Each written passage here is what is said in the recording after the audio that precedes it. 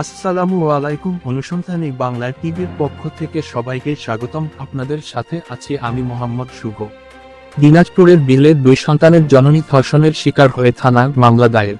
দিনাজপুরের বিলে 2 সন্তানের জননী ধর্ষণের শিকার হয়ে থানায় মামলা দায়ের। মামলা ৯-১-২৯ জুন ২০২৪ ইংরেজি।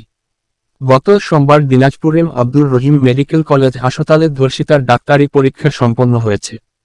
পুলিশ এখনও অভিযুক্ত ধর্ষককে গ্রেফতার করতে পারেনি। অভিযুক্ত ধর্ষক ও তার স্বজনবাদী ও তার পরিবারকে হুমকি দিচ্ছে বলে অভিযোগ রয়েছে।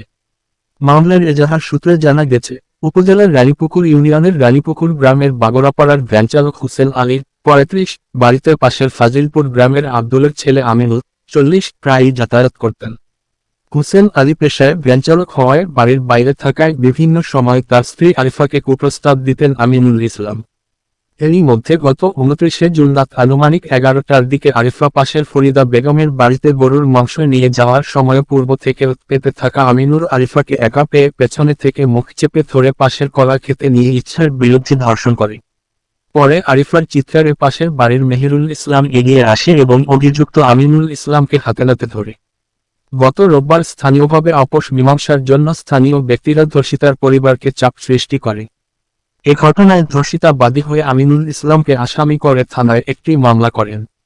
বিরল থানার অফিসার ইনচার্জ গোলাম মাওলা শাহ মামলার বিষয়টি নিশ্চিত করে বলেন, ধর্ষককে গ্রেফতারের চেষ্টা চলছে।